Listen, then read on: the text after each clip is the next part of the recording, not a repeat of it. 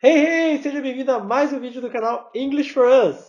O verbo to be é meio que um verbo coringa, porque além de ser utilizado com o sentido de ser e estar, ele acaba sendo também um auxiliar para outros tempos verbais no inglês. E se tem um trio que confunde bastante no inglês, é o be, been, B-E-E-N, e been, B-E-I-N-G.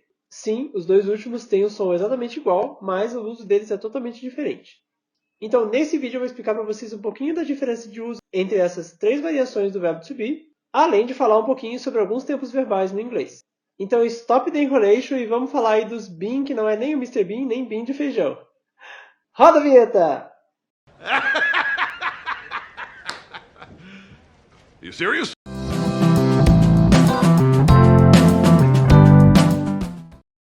Antes da gente começar, eu quero agradecer a todos aqueles que comentam nos vídeos, que interagem por aqui e que curtem também o conteúdo que eu trago para vocês. Esse vídeo de hoje, inclusive, é uma resposta para o comentário do Roniel Vitor, que falou o seguinte: Oi, faz o uso do been, porque às vezes eu confundo ele com o to be. Então, a partir desse comentário eu bolei esse vídeo e eu acabei estendendo ele um pouquinho para falar não só do been com ing, mas do been com be-e-n.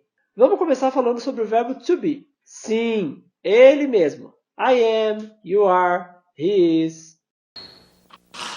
Senta que lá vem a história.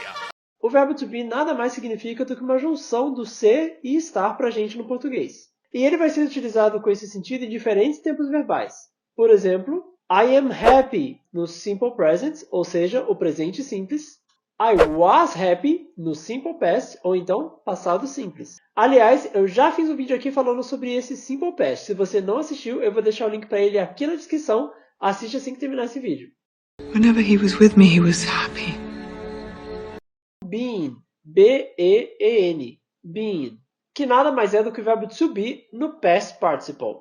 Esse past participle, então, ele é usado para construir três tempos verbais, e a gente vai falar um pouquinho deles aqui. O primeiro, o present perfect, fala de algo que começou no passado e se estende até o presente ou que foi concluído bem recente. A construção dele é sempre o verbo to have com o verbo principal no past participle. I have been living in Curitiba since I was a kid. Eu estive morando em Curitiba desde que eu era criança. Ou seja, é uma ação que começou lá atrás, mas ela ainda continua até hoje. And I have been thinking about this a lot. I've been watching you. O segundo, o past perfect, fala de algo que aconteceu no passado antes de outra coisa que aconteceu no passado também.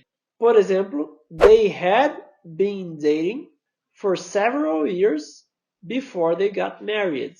They had been dating for several years before they got married. Ou seja, eles estiveram namorando por vários anos antes de se casarem.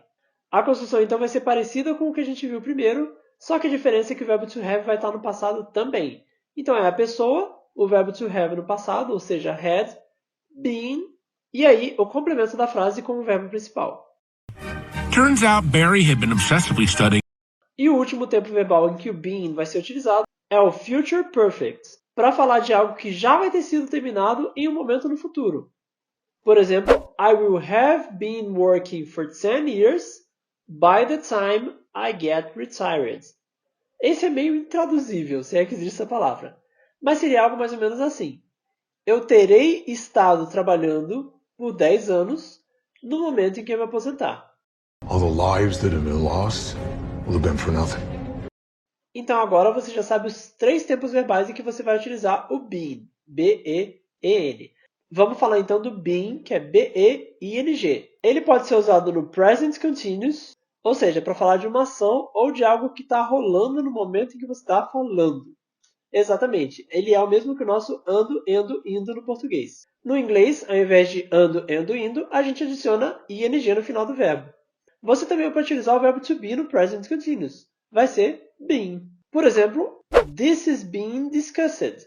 This is being discussed. Isso está sendo discutido. Are we being crazy? E a segunda forma da gente utilizar esse being é quando você transforma o verbo to be em um substantivo adicionando o ing. Eu posso dizer, por exemplo, learning English is very important. Learning English is very important. Aprender inglês é muito importante. Ao invés de dizer simplesmente it is very important to learn English.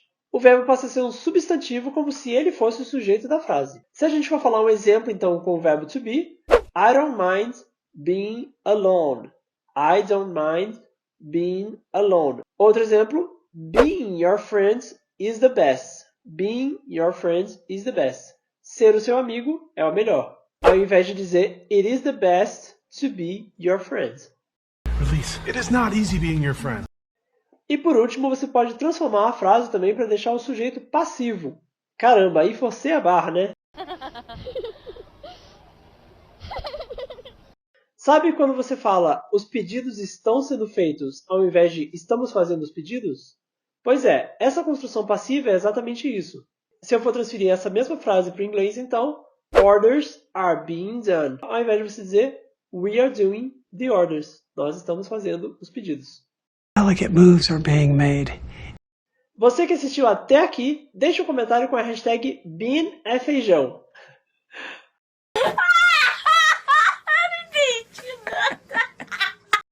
Hashtag BeanFeijão. Ó, toda quinta tem vídeo novo aqui no canal, além dos shorts que eu vou postando aí no decorrer da semana. Fica por aí, gente. Assiste esses vídeos que eu tô deixando aqui do ladinho pra vocês e continua aprendendo e praticando inglês. See you in the next video!